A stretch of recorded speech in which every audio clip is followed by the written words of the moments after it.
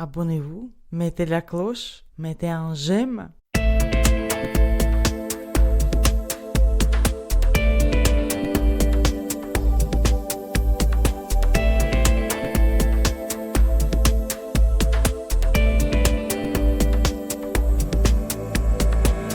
Bonjour et bienvenue sur Oxitude pour l'Hebdo-Oxitude 434. Nous sommes le 18 décembre 2024 au soir et pour faire le tour de l'actu, nouvelles techno et accessibilité ce soir, Cédric et Alain sont de la fête. Bonsoir tous les deux. Bonsoir. Bonsoir. Vous allez bien ? Oui. Bon, écoutez... Un peu fatigué, la fin de l'année. Hein. Oui, c'est la fin de l'année. Tu vois, on va prendre un peu des vacances parce que c'est le dernier Hebdo-Oxitude de 2025 puisque la semaine prochaine... le jeudi, c'est le 25, c'est Noël. Donc, en général, on fait toujours une pause entre Noël et le jour de l'an. Et là, en plus, le premier sera un jeudi également. Donc, on reprendra les enregistrements le jeudi 8. Nous serons de retour pour vous proposer le vendredi 9 pour attaquer une nouvelle année. Mais d'ici là, il y a quand même de l'actu à traiter ce soir. Donc, on va attaquer, mais avant ça, on va commencer par les remerciements. Et cette semaine, nous remercions Charles-Emmanuel, Claire, Guy, Jean-Marc, Jean-Pierre et Rémi. Parce que soit ils nous ont fait un don, soit ils nous ont fait passer de l'info.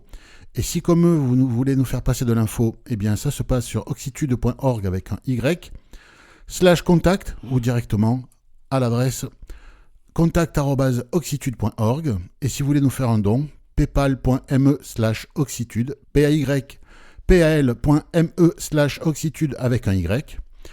Et si vous voulez nous aider en faisant vos achats sur Amazon, vous pouvez passer par notre lien affilié, oxitude.org/Amazon. Merci à tout le monde pour tout ça. Et puis, on va attaquer l'actu en allant faire un tour du côté des applis et du web comme d'habitude. On va attaquer cette semaine en parlant des mises à jour Apple en 26.2 pour tout leur système. Quoi de bien, quoi de moins bien, Cédric, pour nous ? Oh là là là, oui, alors attention. Non, alors qu'est-ce qu'on a de nouveau dans iOS Je vais commencer par iOS 26.2 qui a été publié donc cette semaine. C'était même vendredi dernier, je crois. C'était même vendredi, effectivement. Ouais, c'était même vendredi. Très rare que ça sorte un vendredi. Je confonds avec la bêta. Ouais, c'est pour ça de cette semaine. Donc, qu'est-ce qu'on a comme nouveauté avec VoiceOver ? Un nouveau paramètre qui se passe dans la partie saisie où on peut activer ou désactiver une option pour la navigation rapide au clavier. C'est très utilisé lorsqu'on a souvent un clavier Bluetooth. Un clavier physique, un clavier physique, ou peut-être ça va aider aussi pour les afficheurs braille. Donc voilà, comme sur macOS, on a cette fonctionnalité de désactiver la navigation rapide et par touche, parce qu'on peut activer ou désactiver cette option. Par exemple, on fait un H pour aller sur un en-tête. C'est une navigation par touche unique. Par touche unique, exactement. Voilà, ouais, c'est ça. Ensuite, la transparence. Donc ça, c'est pour les malvoyants. Ils peuvent régler la transparence de l'horloge sur le widget si on le met sur l'écran de verrouillage. Les bugs d'accessibilité qui auraient été corrigés. Les gestes de défilement dans l'application Mail avec VoiceOver sont améliorés. Les indicateurs dans l'application Message, lorsqu'on envoie un message avec Siri, on avait envoyé par Siri, depuis iOS 26, c'était mis répondre, ou je sais plus exactement, et là, c'est correctement nommé. Nouveau bug d'accessibilité. Continuons le... Oui. C'est entrée-sortie, c'est comme on compte. Ouais. Donc là, dans Mail, la barre d'outils où on pouvait sélectionner par exemple résumé, joindre une pièce jointe ou une photo, c'est plus accessible. On ne la voit plus au clavier. Enfin, on ne la voit plus avec VoiceOver. C'est terrifiant qu'Apple laisse passer ce genre de bug. C'est là qu'on voit qu'ils incroyable. Ils ne testent pas, ils en ont rien à foutre. Alors, il y a une solution de contournement. On fait un double tap maintenu dans le champ de texte, donc corps du message, et puis normalement on devrait pouvoir voir ces options. Et moi j'ai demandé à un collègue, donc quelqu'un qui voit, et apparemment cette barre d'outils aurait été un peu modifiée. Elle n'est plus tellement au-dessus du clavier, mais c'est comme une petite pop-up. Ouais. Et puis c'est sur mon sac, ils ont raté leur truc, quoi. Puis nous on la voit pas. Ils s'en foutent. Ils s'en foutent. C'est dingue quand même. Tu peux pas envoyer une pièce jointe avec un mail. Magnifique. Et puis un autre bug donc dans l'application Message, lorsqu'on parcourt les lettres ou bien on veut envoyer un message et puis on saute le champ de texte, on peut ne pas voir le bouton envoyer et on arrive directement sur le clavier. Donc il faut aller le chercher à tâtons. Bon, c'est pas celui-là, il est pas. Mais voilà, ça rajoute encore des petites Des emmerdes. des emmerdes. Alors maintenant, on va passer à macOS. Sur iOS, il y a un bug corrigé. Je sais pas si tu as vu, je l'avais mis au programme. C'est un truc que j'ai vu moi. C'est on avait un problème avec l'éditeur de prononciation. Oh, pardon, oui, j'ai oublié. C'est pas grave. Quand on utilise des prononciations personnalisées, eh bien, avec iOS 26.1, cela ne fonctionnait plus qu'avec la voix principale et plus avec les voix secondaires. Je m'explique. Si, je sais pas moi, vous avez remplacé Toto par O, voilà, vous voyez écrit Toto et vous dites non, je veux que ce soit prononcé O, eh bien, ça ne marchait plus qu'avec la voix principale. Ça ne marchait pas avec les voix secondaires, ça c'est corrigé. Alors, n'empêche que les prononciations personnalisées, ça marche un peu quand ça veut, comme ça veut. Souvent, ça ne marche pas. Il y en a quelques-unes qui fonctionnent, beaucoup qui ne marchent pas. Et un bug introduit, moi, que j'ai constaté, qui est insupportable, c'est quand on ouvre une appli, mais surtout quand on ouvre une boîte de dialogue ou un menu, et qu'on balaye immédiatement après l'ouverture de l'élément, de la boîte de dialogue ou du menu, eh bien, VoiceOver met un temps fou à repositionner le curseur et ignore ce qu'on était en train de faire. Par exemple, j'ai 4 boutons. Bouton 1, bouton 2, bouton 3, bouton 4. J'ouvre le menu, j'ai ces 4 boutons, je balaye pour aller chercher le bouton 3. Et au moment où je vais double taper sur le bouton 3 pour activer, ce con-là, hop, il saute sur 1 ou sur 4. Et donc, j'active pas le bon. Et ça, depuis iOS 26.2, ça s'est super aggravé. Je sais pas si vous l'avez constaté, ça, mais c'est insupportable. Pas comme ça, non. Et c'est très flagrant quand on utilise les gestes aller tout en haut, aller tout en bas. Quand tu ouvres un nouveau truc, tu dis aller tout en haut. Oui. Le curseur VoiceOver, il revient là où il était. Ouais, il fait ce qu'il veut. Il fait ce qu'il veut. C'est n'importe quoi. Ouais. C'est... Enfin, voilà. Enfin bon. Vas-y, continue pour macOS. Ah oui, pardon. Alors, je reprends pour macOS, la version 26.2 qui a aussi été publiée. Eh bien, il y a un bug de corriger. C'est lorsque, par exemple, si VoiceOver est en train de parler, et puis qu'il y a l'économiseur qui vient, donc l'économiseur de l'écran qui vient s'afficher. Alors, en fait, avant, si vous voulez, l'économiseur d'écran s'affichait et ça interrompait VoiceOver. Tandis que maintenant, il va plus se lancer cet économiseur. Oui, ça veut avant, dire il se lançait. Ouais, il y a l'économiseur. VoiceOver est en train de lire un long paragraphe, Exactement. l'économiseur d'écran n'a rien à foutre, il s'active, quoi. Il s'activait. Bon, ça c'est corrigé, ça va. Et ça, c'est corrigé. Ouais. Et puis une deuxième petite chose dans la 26.2 également, dans l'application message, tout ce qui est champ de recherche et conversation, c'est sur la droite. Mais ça c'est un bug, hein. Et ça, c'est un bug qui a été corrigé dans la 26.3 première bêta. Ouais. Alors, Voilà. un bug qui n'a pas été corrigé et que je trouve scandaleux.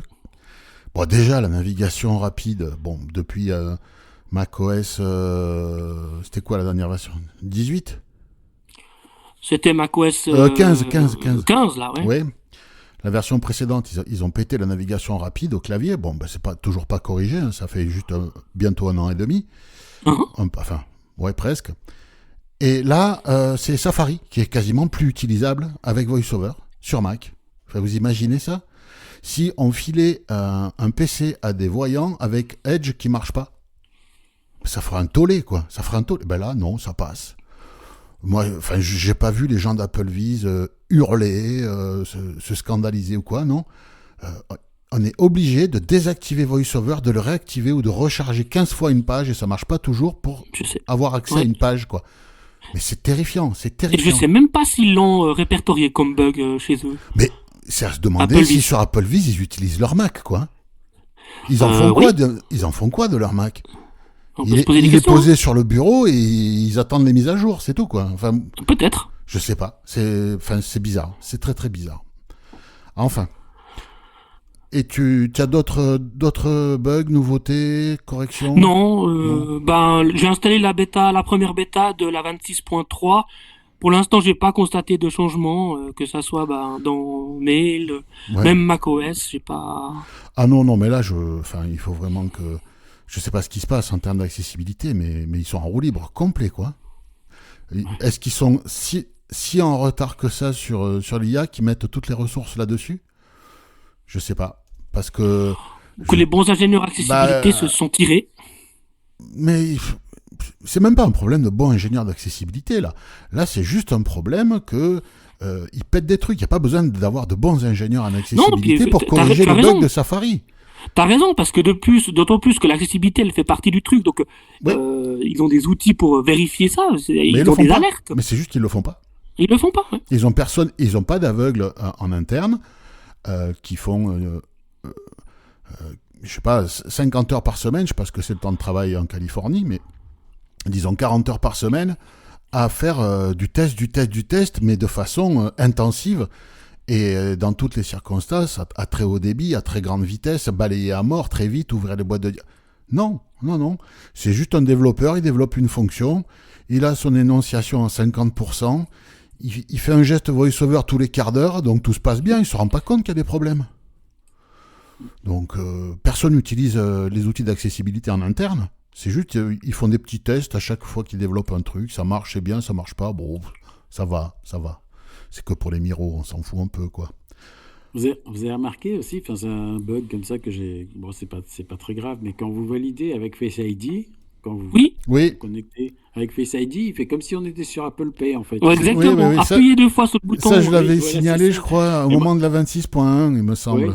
Ouais. Et ben c'est resté, c'est toujours là. Et, Ah oui, mais ça, on va se le taper quelque temps, ah tu oui, vas voir. on va se le taper. Ah, donc n'appuyez pas, hein, parce que Non, sinon, enfin, vous allez pas payer, mais vous allez vous retrouver sur la carte. ouais, C'est ça. c'est Moi, ça. ça m'est déjà arrivé. Hein. Moi aussi. Mais c'est n'importe quoi, enfin bon. Moi aussi. Ouais, non, mais c'est juste n'importe quoi. Ah oui, puis dans la iOS 26.3, la première bêta, dans l'App Store, par contre, c'est corrigé. Vous savez, quand on met à jour les applis et puis qu'il disait un nombre du charabia lorsque les mises à jour étaient en train de... Le pourcentage de téléchargement était en cours. Mm. Alors là, c'est corrigé. Bon, Ah, c'est sur macOS? Sur iOS. Sur iOS? Ouais. moi je oui, regarde oui, pas oui. le pourcentage téléchargé. Non, moi non plus, mais c'est... Une fois que j'ai cliqué sur tout mettre à jour, Oui, ça c'est pas... c'est je pas ferme tout grave. l'App Store et puis c'est tout, quoi. Par contre, Ah oui, vous avez remarqué que cette page est difficile à actualiser sur l'App Store? Non. Cette Oh. page, ça dit actualisation en cours. Avant, ça disait actualisation en cours. Maintenant, rien du tout. Moi, ça s'actualise pas. Ah bah si. C'est une mise à jour, toutes les mises à jour. Ah, en fait, pour l'actualiser, il faut aller se mettre sur une en-tête. Ouais, Quand tu es sur faut le la... savoir, hein. Oui, mais bon, quand tu es sur la page des mises à jour de l'App Store iOS, Ok. tu cherches l'en-tête, par exemple, mise à jour disponible ou mise à Oui, jour voilà. récemment, Ouais, et là, tu fais des tirages à 3 doigts vers le bas, d'accord. et Ouais. t'en fais plusieurs. Mhm. Comme ça va vraiment forcer les mises à jour. Ouais. Mais il faut vraiment être sur une en-tête pour que ça marche. Ok, parce qu'avant, j'allais sur le truc d'avant, les mises à jour, là, je sais plus comment ça s'appelle. Ouais, je vois ce que tu veux dire. Bon, on a fait le tour pour Apple. On va chez Google, Android et Tollback. Alain, des nouveautés dans Tollback 16.2. Il y en a beaucoup. Tu vas nous en parler des principales. Alors oui, je vais pas tout vous dire. Bon, l'article est en anglais, donc vous allez faire jouer vos connaissances d'anglais ou votre logiciel de traduction préféré. Qu'est-ce qu'on a? Une beaucoup plus grande paramétrabilité des annonces de formatage des documents. Alors des documents, des caractères, des séquences, des chaînes de caractères qu'on sélectionne. Par exemple, on peut sélectionner, lui demander de décrire le formatage, gras, italique, etc. De le modifier, voilà. Il y a apparemment beaucoup plus de... J'utilise pas TalkBack, hein, mais voilà, apparemment ça c'est quand même une innovation importante. Par ailleurs, il y a aussi une description à la demande. Donc, on peut obtenir une description à la demande de ces commandes de formatage. Mhm. Ensuite, il y a un geste double tape à 2 doigts qui commence et arrête la dictée vocale. Ça, on en a quand parlé la semaine dernière ou la semaine d'avant, ouais. Ouais. Ah ouais, d'accord. Ouais. Donc ça c'est bon. Et en plus, ces gestes-là sont beaucoup plus paramétrables avec pour éviter les interactions avec le fait de déclencher un média, enfin une lecture audio, Ouais. quoi. Ouais. Ouais, je vois ce que tu veux Voilà. dire. Ouais. Ouais, du Donc moment c'est qu'un beaucoup champ plus d'édition est personnalisable. actif, ça fait la dictée et pas la musique, par exemple, quoi. Oui, voilà, c'est ça. Mm. Voilà. Donc on peut modifier les paramètres pour que ça soit différencié, bien différencié. Voilà. Donc ça, c'est beaucoup plus de personnalisation dans ces paramètres-là.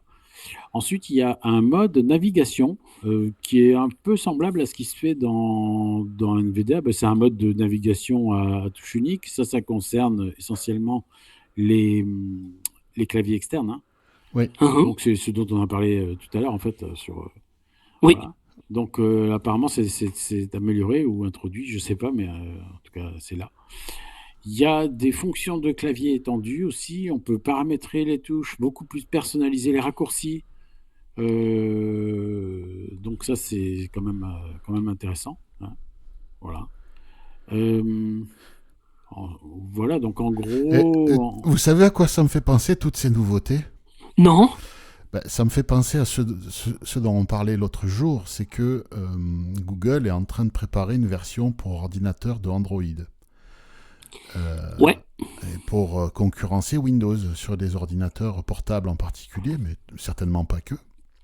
Et donc ça veut dire beaucoup plus d'interaction à la souris, gestion des fenêtres pour les voyants, hein, gestion des fenêtres, etc. Mais aussi beaucoup plus de choses au clavier pour le lecteur d'écran. Quelque part, là, il y a pas mal de nouveautés qui concernent le clavier, quelque part. oui, c'est vrai. Oui, Et oui. donc, moi, ça me fait penser à ça. Je me dis, ils préparent TalkBack à cette version d'Android pour ordinateur. Ouais. Et ouais, enfin, ce qui serait Ouais, logique, oui. hein, ce qui serait totalement Bien sûr. logique, hein. Donc, Bien sûr. ouais, à suivre, mais je pense que d'ici quelques mois, chez Darty, la Fnac ou Boulanger, vous pourrez acheter un PC portable avec un Android et TalkBack dessus directement. Et toutes ces fonctionnalités dont Alain vient de parler seront directement disponibles pour manipuler TalkBack au clavier. Ils sont en train de préparer le terrain. Ça, j'en suis persuadé. Ouais. C'est une bonne nouvelle, hein. Alors, Ouais, c'est plutôt une bonne c'est nouvelle. une bonne nouvelle, ouais, c'est Ouais. bien. Ouais. Alors juste, je termine juste Ouais, vas-y. pour dire que enfin, il n'y a plus grand-chose, hein, juste pour dire que vous constaterez que toute la session, enfin, comment dire, le menu et les sous-menus des paramètres de TalkBack ont été modifiés, réorganisés. Donc, soyez pas surpris. Voilà, vous vous baladez, vous explorez. Ah, ok, ouais. Voilà, il y a eu quelques modifications. J'ai pas les détails, mais c'est pas grave. Vous verrez bien tout ça. Voilà. Bon, moi je vais vous parler d'une actu que Rémi nous a fait passer, qu'on avait vu par ailleurs. Il s'agit de Google Traduction. Et Google a mis une petite pichenette dans la nuque de Apple, parce que Apple, avec iOS 16.2, pour les possesseurs d'iPhone capables de faire tourner Apple Intelligence et propriétaires de AirPods Pro 2, 3, 1 je sais plus, mais en tout cas les 2 et les 3, et les AirPods 4 avec réduction de bruit, il y a la possibilité d'avoir une traduction en direct, en temps réel, quand on a une conversation avec quelqu'un, c'est-à-dire que la personne vous parle en anglais et la traduction se fait sur le téléphone et une synthèse vous lit la traduction dans vos écouteurs Apple en direct. Et vous, quand vous parlez, ce que vous dites s'affiche sur l'écran de votre téléphone, comme ça vous pouvez faire lire ça à votre interlocuteur si lui n'est pas équipé d'un système équivalent. Bon, très bien. Google a dit, nous, on fait pareil, mais même avec des écouteurs à $5, ça marche. Donc, bon, alors pour l'instant, c'est en bêta. C'est l'application Google Traduction. Pour l'instant, c'est sur Android. Bien sûr, Apple dessous... aussi, c'est en bêta, hein. Pardon ? Chez Apple aussi. Oui, c'est en chez bêta. Apple aussi, oui, bien sûr. Ouais, Siri est resté en bêta pendant 5 ans, mais il n'est toujours pas sorti, on dirait, mais bon, c'est... Voilà. Il est toujours en bêta, je crois. En bêta depuis le début. Enfin, il est retourné en alpha, même. Bien sûr, là-dessous, il y a de l'IA, des LLM, intelligence artificielle générative, donc Gemini. C'est l'IA maison de Google pour faire le boulot, la traduction et les synthèses vocales. Écoute en temps réel, ça comprend l'argot. Alors, je ne sais pas si ça comprend l'argot dans toutes les langues, mais en tout cas, ils disent que ça comprend l'argot. Et il y a une fonctionnalité Live Translate, c'est-à-dire que comment ça sera traduit ça dans Google Traduction, s'ils le traduisent. En tout cas, c'est comme ça que ça s'appelle pour l'instant. On peut écouter des humains en face de soi, mais aussi ça peut marcher quand on écoute un film, par exemple. Bon, comment sera le résultat, j'en sais rien, mais en tout cas, c'est ce qui est expliqué. Vu que c'est pas une synthèse comme on connaît, nous, utilisateurs de lecteurs d'écran, mais que ce sont des synthèses qui sont générées par des IA génératives, justement, eh bien, les synthèses conservent l'emphase, le ton et la cadence de l'interlocuteur, ce qui peut être intéressant. Vingtaine de langues prises en charge à ce jour, mais dont le français, mais pour l'instant, ce n'est pas encore disponible en France. Ça sera disponible en France en 2026. Donc, pour les gens qui voyagent, pour les gens qui sont entourés d'étrangers, pour les gens qui vont en Erasmus, etc., pourquoi pas, ça peut être intéressant. Est-ce qu'on va s'en servir tous les jours? Je ne suis pas sûr, mais si le besoin s'en fait sentir, c'est là. Alors, bien sûr, l'article tacle Apple en disant que Apple oblige à avoir des smartphones hors de prix parce qu'il faut à partir du 15 Pro, qu'il faut des écouteurs hors de prix, etc., mais que Google, ça marche dans tous les cas. Oui, mais tout ce qu'on raconte part chez Google, alors que chez Apple, ça reste sur le téléphone. Donc, encore une fois, on paye cher pour avoir un peu de vie privée, ou alors c'est moins cher, plus fonctionnel, mais on sacrifie sa vie privée. Ça, chacun verra midi à sa porte. Mais en tout cas, pour l'instant, c'est sur Android. Ce Google Traduction, on peut imaginer que ça arrivera sur iOS aussi. Hein. Mais bon, très bien, à suivre. Intéressés par ce genre de produit, tous les deux? Alors moi, j'ai un petit peu testé celui d'Apple pour voir un peu, pour m'amuser, parce que bon, c'est un peu mon métier quand même. Bah oui. Donc j'ai un peu testé. Alors pas suffisamment pour tirer un bilan vraiment très très approfondi. C'est assez réactif. Ouais. C'est assez réactif. Moi, je pense que quelqu'un qui parle pas du tout la langue, ça peut aider. Ça peut aider. Ouais. Après, bon, il n'y a pas toutes les langues. Hein. Enfin, c'est. Bah, bien sûr. Il n'y en a que quelques-unes chez Apple. C'est sûr que si Cédric il va et qui croise quelqu'un qui lui parle en romanche, c'est pas sûr que ça marche tout de suite. Je suis pas sûr non plus. Même le suisse-allemand, il n'y a pas. Hein. Ouais, tu penses que le suisse-allemand, il n'y a pas non plus? Non, il y a l'allemand, mais il n'y a pas le suisse-allemand. Bon, mais à suivre, hein, pourquoi pas. Oui, pourquoi pas, bon. C'est bien. Alors par contre, j'ai pas essayé avec un contenu média. Bon, après, est-ce que chez Apple... Oui, bon.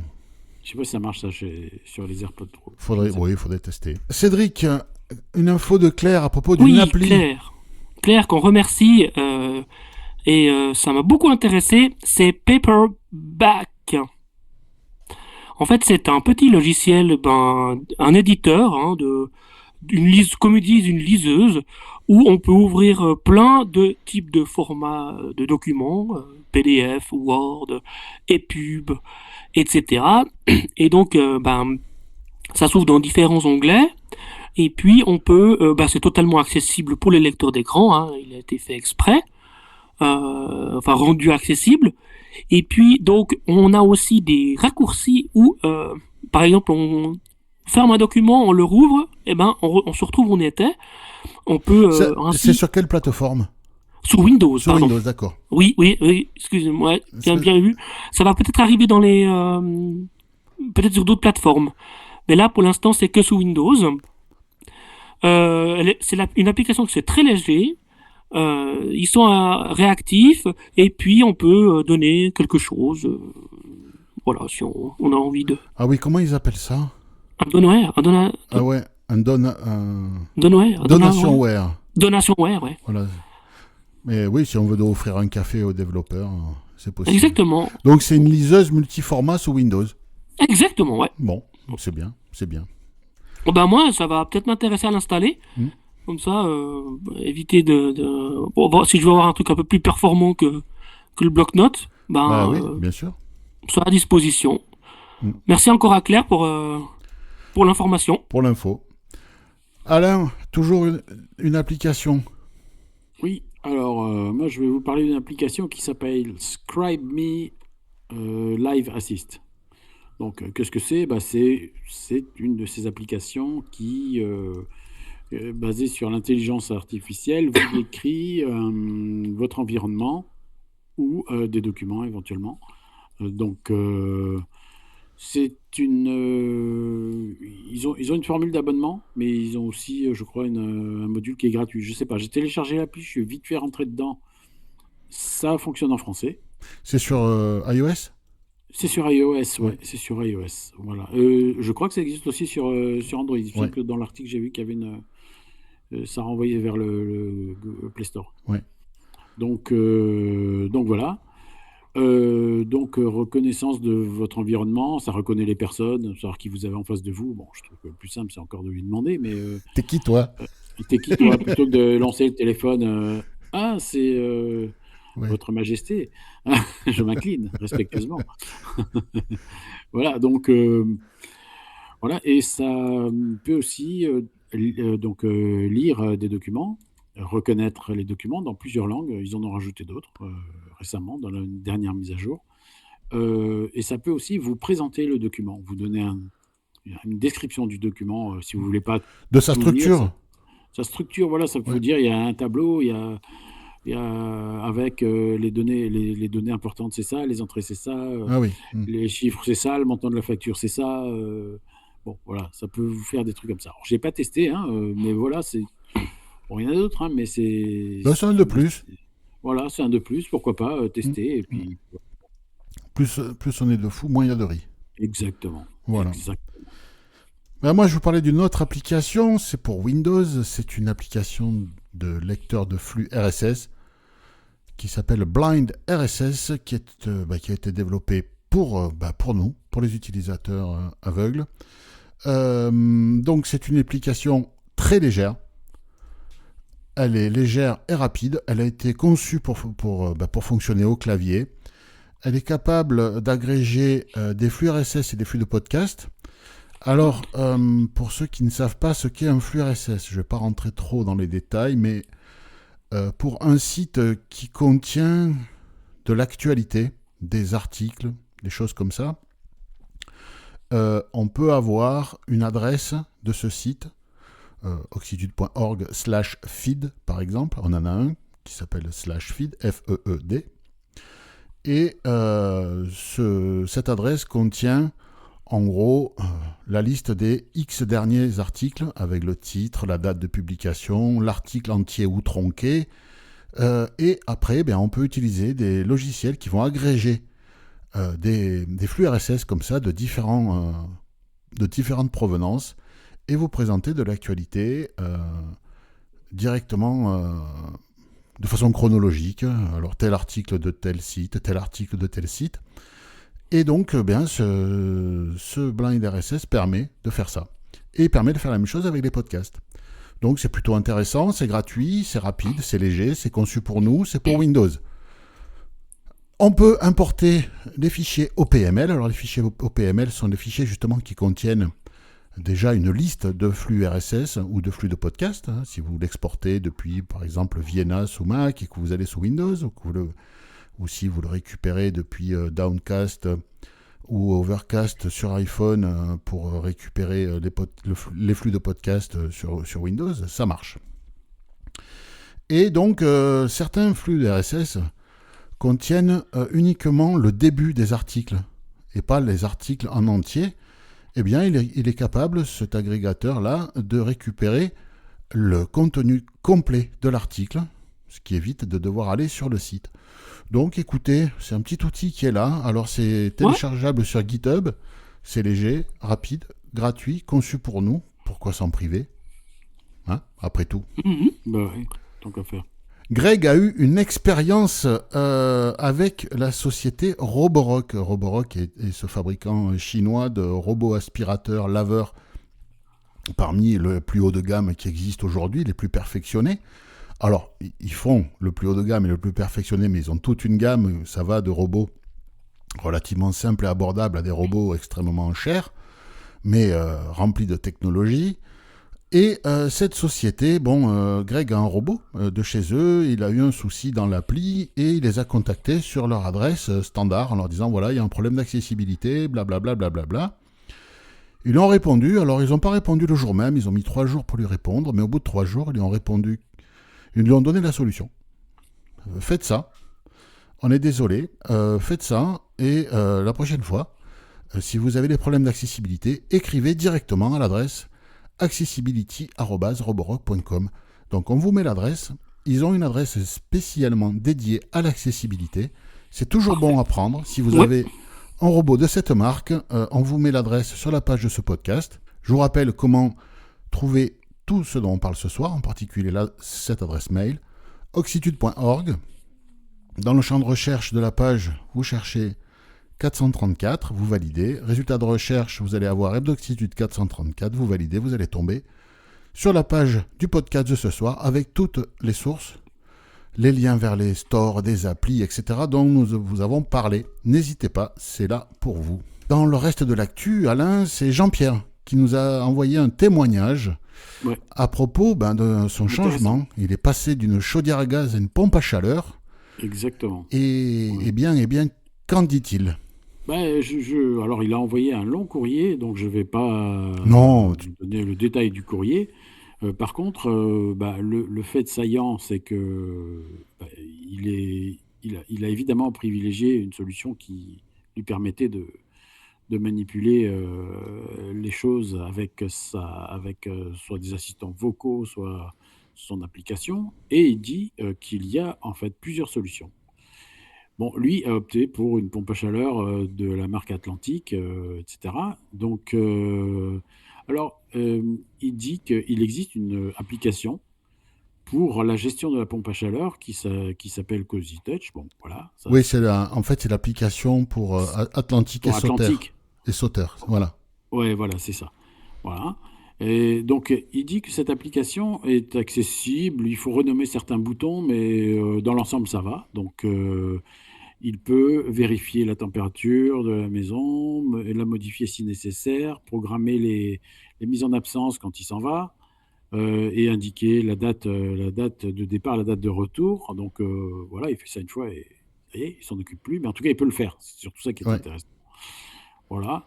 Et donc, il a aussi la main sur la température de chauffe du ballon d'eau chaude. Donc voilà, donc c'est pas mal et il a vraiment fait beaucoup de recherches pour trouver ça. Et donc, après, s'il y a des gens qui sont dans la même situation, le mieux c'est que n'hésitez pas à dire, n'hésitez pas, n'hésitez pas à écrire. Si vous avez du Mitsubishi, du Hitachi, voilà, c'est ça. Hein. N'hésitez pas à le dire.